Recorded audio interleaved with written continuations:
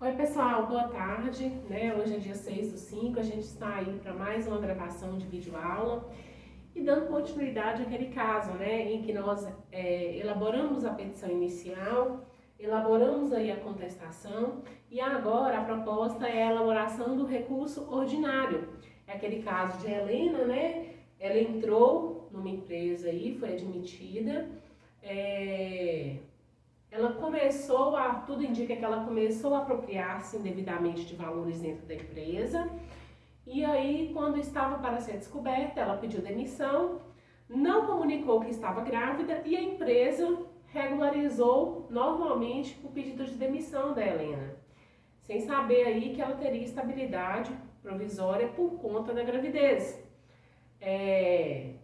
Depois que o filho nasceu, depois que passou o período de estabilidade, Helena ingressou com uma ação contra a empresa, solicitando aí o pagamento de todo o seu período de estabilidade, desde a descoberta da gravidez até os 5 meses após o parto, conforme assegurado pela CLT. Ocorre que a empresa, ela não tinha ciência desse estado gravídico. Helena usou aí, né, de certa forma de má fé, quando pediu demissão e não comunicou sua gravidez, de forma tal que a empresa deixou de proceder com a rescisão dela diante de um órgão oficial, diante do órgão sindical, diante do Ministério do Trabalho. E houve a contestação, a empresa trouxe a juízo tudo isso, houve uma prova testemunhal produzida pela empresa nesse sentido, e mesmo assim nós tivemos uma sentença de improcedência. Diante dessa sentença de improcedência, eu pedi que fosse elaborado um recurso ordinário, né, a respeito dessa demanda aí. Seguindo essa proposta, o que nós precisamos, no primeiro momento aí, saber a respeito do recurso ordinário? A quem esse recurso deverá ser endereçado? Nós sabemos que em todo recurso a gente tem aí duas peças, né? A primeira peça aí, o recurso ordinário, gente, na Justiça do Trabalho, ele é interposto contra a sentença. Isso aí vocês já até viram na parte teórica, correto? Então, a primeira coisa que a gente tem que saber é que num recurso ordinário aí, a gente tem a peça de interposição, né, que a gente pode chamar também de peça de encaminhamento, e posterior é uma apresentação ao juízo de origem, pedindo que ele remeta o recurso à instância superior, e posterior a gente traz anexo aí essa peça de interposição as razões recursais. No caso aqui, a quem a gente endereça esse recurso? Na peça de interposição a gente vai endereçar esse recurso ao juiz, né, que julgou aí a decisão de Helena. No caso aí, Helena entrou com essa ação perante o juiz, aqui fala, acho que aqui não fala, né, o trabalho, mas aí a gente vai colocar, nós vamos colocar até o flotão, viu?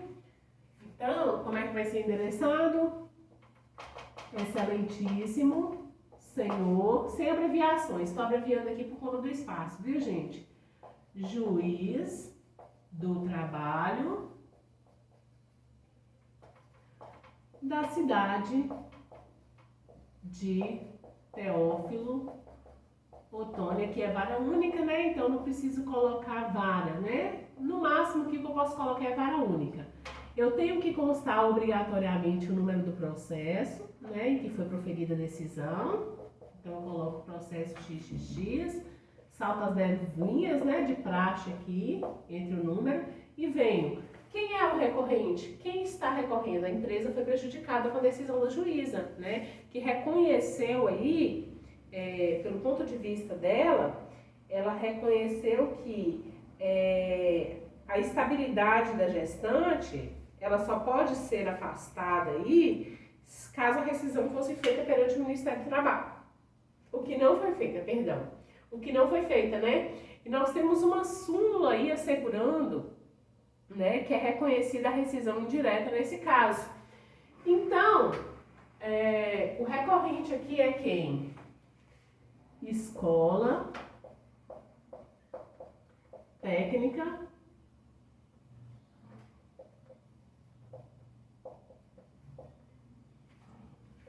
de Formação, correto?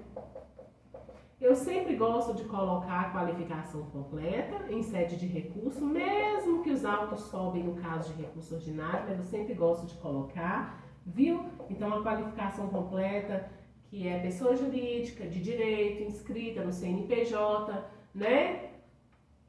Vem respeitosamente à presença de Vossa Excelência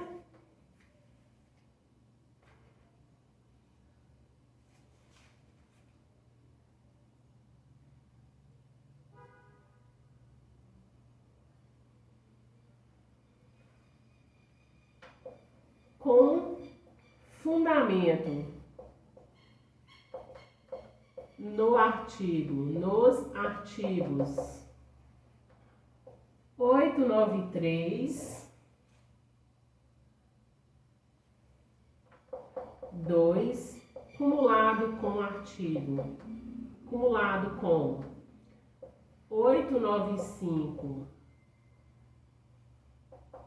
inciso 1, interpor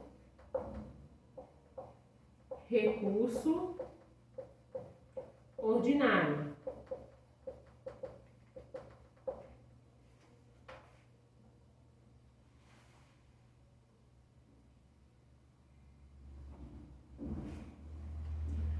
Face a decisão proferida nos autos que contende com Helena de tal, já qualificada.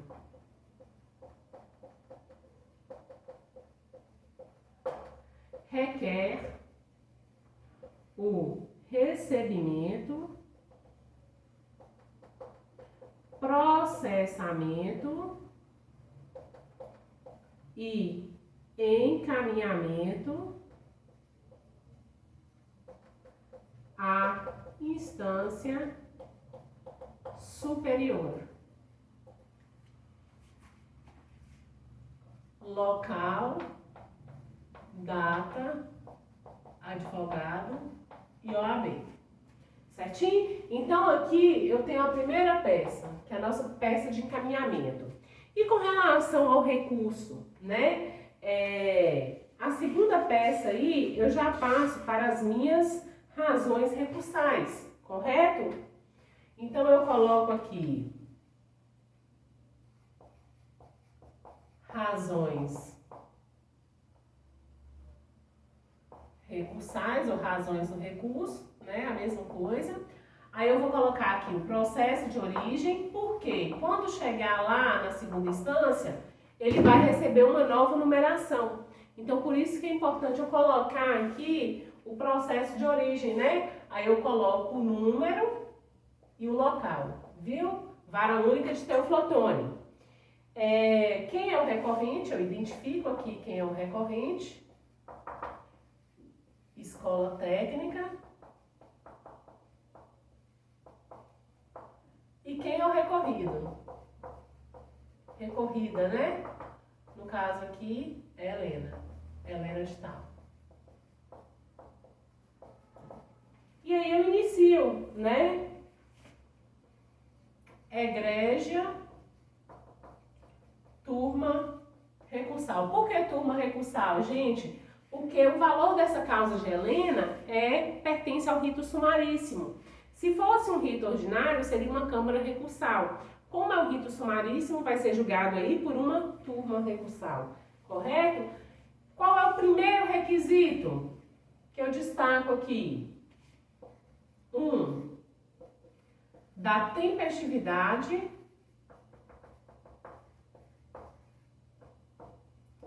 e do preparo.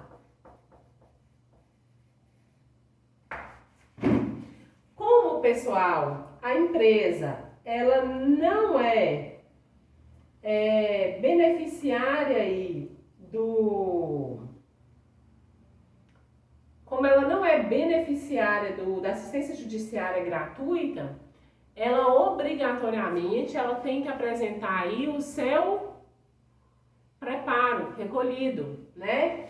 Então, essa sentença aqui que eu coloquei, deixa eu ver se eu coloquei o prazo aqui.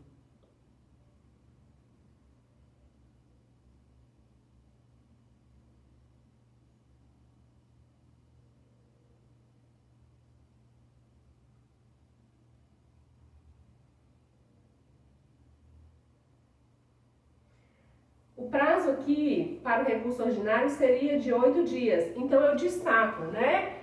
Da tempestividade e preparo. Quanto à tempestividade? Publicada a sentença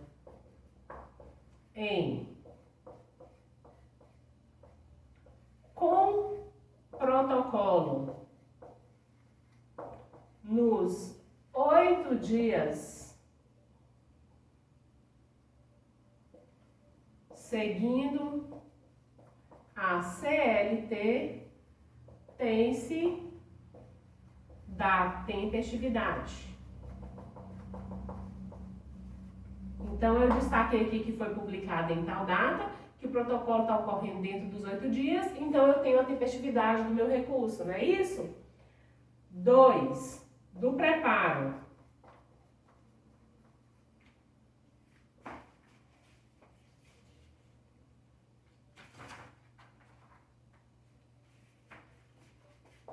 Anexo, guia de recolhimento das custas processuais e garantia do juízo devidamente paga.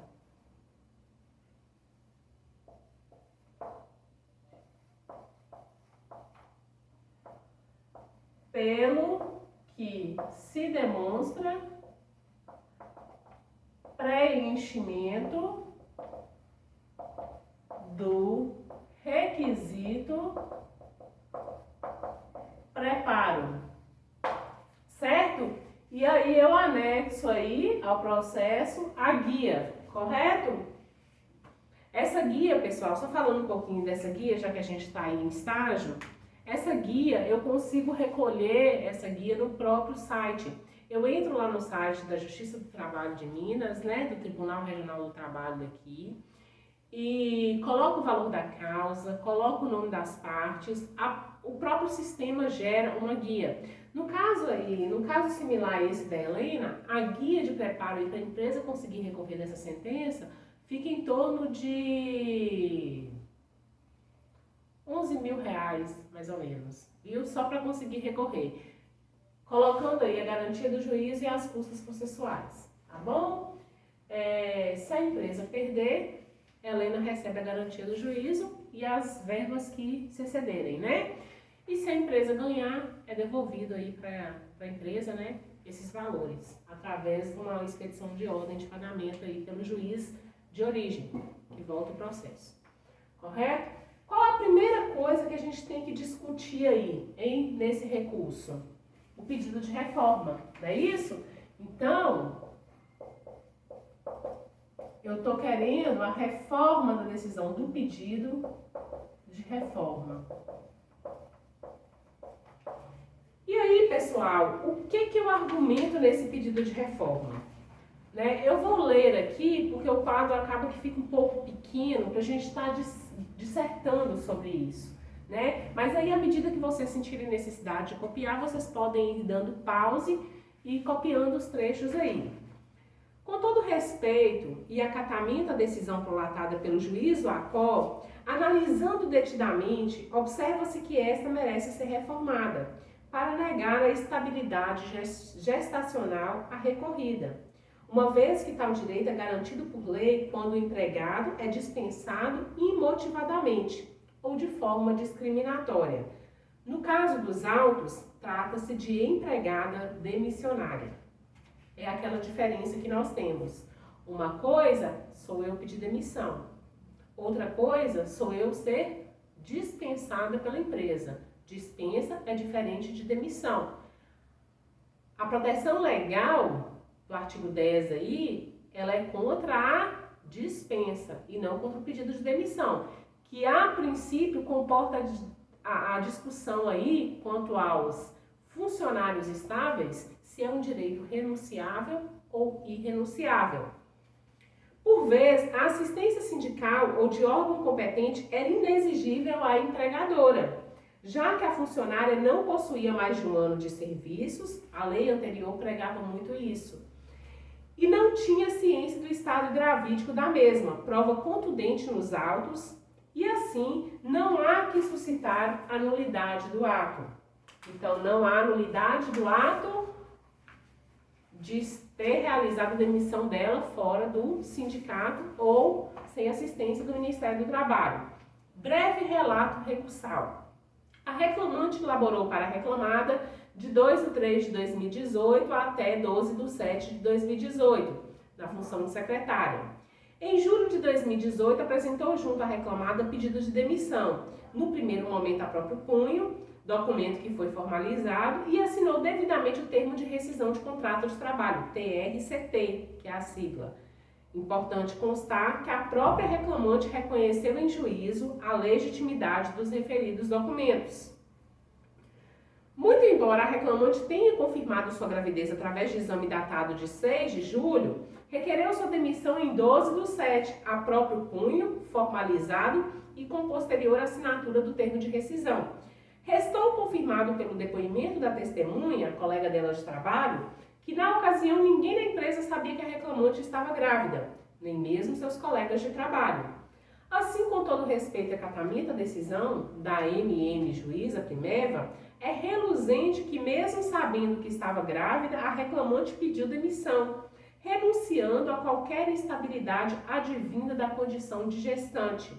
Cabe destacar que em nenhum momento a reclamante logrou êxito em provar que comunicou à empresa seu estado gravídico, ou mesmo que seus colegas de trabalho sabiam.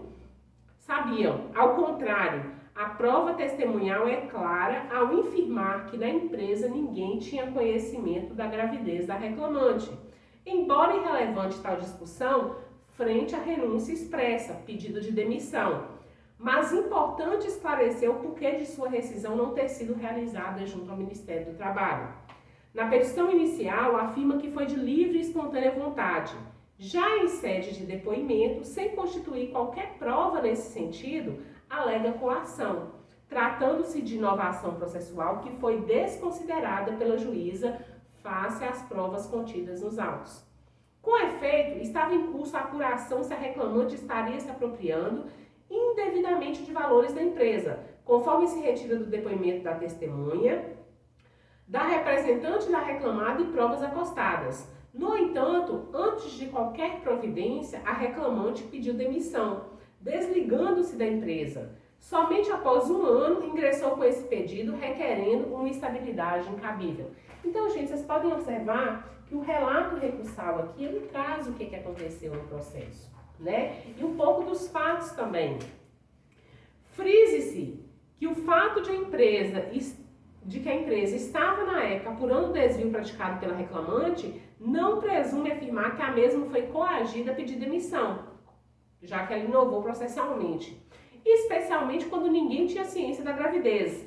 Cabia à reclamante provar nos autos qualquer constrangimento, então eu inverto o ônus da prova aqui, né? Não logrando êxito. Supõe-se que o pedido de demissão formulado pela reclamante foi uma forma de excusar-se de qualquer obrigação formulada pela reclamante. De qualquer obrigação que poderia advir da apuração relativa a seus atos. Esta adiantou-se temendo ser demitida por justa causa com demais providências. Existem processos de natureza análoga que já reconhecem aí a possibilidade de renúncia à estabilidade gestacional. A reclamada, ora recorrente, insurge-se contra a decisão APO, pois a estabilidade garantida em lei para a gestante visa proteger a mesma contra dispensa arbitrária e discriminatória e não visa reverter pedido de demissão, quando ausente qualquer indício de irregularidade, vício ou coação. Então, o resumo aí, gente, já traz a pretensão aqui da reclamada, correto? E aí eu vou para o mérito. Do mérito, né, eu coloco o título, do pedido de demissão, validade e da renúncia à estabilidade.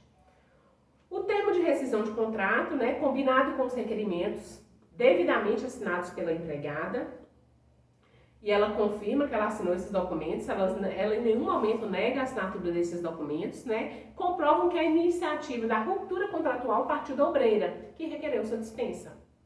Em sede de depoimento pessoal, a reclamante se contradiz quanto à descoberta da gravidez. Na inicial e no item 4 do seu depoimento, afirmou que descobriu que estava grávida após pedido de demissão e havia formulado pedido de livre e espontânea vontade.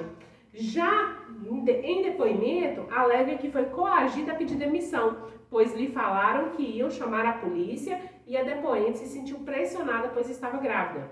A própria ata de audiência consigna que ela já sabia que estava grávida. Quando ela confirma isso aí, né, gente? O exame datado de 6/7 não deixa parar dúvidas de que a reclamante sabia da gravidez no ato de seu pedido de demissão, assinado 3 vezes, sendo a própria punha formalizado em documento digitado e ainda no termo de rescisão de contrato. Fez prova da gravidez, mas não da comunicação ou ciência ao empregador. Extrai-se ainda que a testemunha ouvida a rogo dos reclamados, colega de trabalho da reclamante, declarou que ninguém na empresa sabia. O que confirma a tese da defesa, que não sabia da gravidez da reclamante, se mostrando assim inexigível que o pedido de demissão fosse formalizado perante entidade sindical ou órgão competente. A instabilidade da gestante inicia-se com a confirmação da gravidez através do resultado do exame específico, estendendo-se até 5 meses após o parto. Artigo 10, inciso 2, a linha B do ato das disposições constitucionais transitórias. Norma constitucional que visa a proteção do nascituro, por meio da tutela do emprego da gestante, obstando a dispensa arbitrária ou imotivada, e impedindo que a gravidez constitua causa de discriminação mediante garantida a continuidade do vínculo do empregado. E aí, gente, eu venho batendo justamente nisso aqui, que a proteção é contra a dispensa e não contra o pedido de demissão, que é um direito renunciável, né? Eu tenho estabilidade, mas eu estou gestante, eu quero renunciar a essa estabilidade. E aí, eu trago aqui no meu recurso, que é importantíssimo, né, vocês trazerem aí de vocês, o posicionamento do Tribunal de Minas. Várias turmas de Minas, eles reconhecem aí que não há proteção contra o pedido de demissão, que a estabilidade, ela é sim renunciável. Já o TST não abarca esse posicionamento. Então, o que acontece? Eu tenho grande possibilidade de, com esse recurso aqui, reverter a decisão de primeira instância e aí vai caber a reclamante recorrer para a instância superior, que é o TST. Mas aí vem outra dificuldade, que para ela recorrer para o TST, ela tem que demonstrar a repercussão dessa decisão e a ofensa, né, que essa decisão gera aí, de forma tal que o recurso possa ser admitido no TST, uma vez que existe um filtro para isso, correto? Se ela não conseguir demonstrar, como aconteceu nesse caso aqui, ela perde em segunda instância, o recurso não é recebido em instância superior e automaticamente a empresa logra êxito. Foi justamente o desfecho desse caso aqui, entendeu? Então, nesse caso aqui, eu vou bater em cima eu vou buscar algumas jurisprudências do da turma recursal que julga esses recursos aqui em Minas, né, do Tribunal Regional do Trabalho, e trago dentro do meu recurso pedindo aí a reforma da decisão, correto? Colocando aí que o ônus probatório a respeito da da confirmação da gravidez seria dela, né? Que ela comunicou a gravidez, a comunicação. A princípio, os documentos, eles trazem que ela teve intenção de rescindir o contrato de trabalho, tem um pedido de demissão devidamente assinado, e a assistência sindical, nesse caso, era inexigível porque não havia comunicação da gravidez e era ônus dela provar que tinha comunicado. Então, os pedidos e requerimentos aí, passando a tese de defesa, né, o resumo dos fatos e essa tese de defesa, eu vou para os pedidos e requerimentos. Exposites, requer que se digne esta respeitável turma, conhecer do presente recurso ante o preenchimento dos pressupostos extrínsecos e intrínsecos e, no mérito, dar-lhe provimento para reformar a decisão de primeiro grau de jurisdição nos termos expostos nas razões recursais, requer ainda a condenação dos recorridos ao pagamento das custas processuais e honorários de sucumbência. Nestes termos, pede espera deferimento, coloca a data e o advogado assina. Então, o resumo aqui da estrutura desse recurso ordinário, bem simples, gente, é isso. É ater-se ao endereçamento na peça de interposição.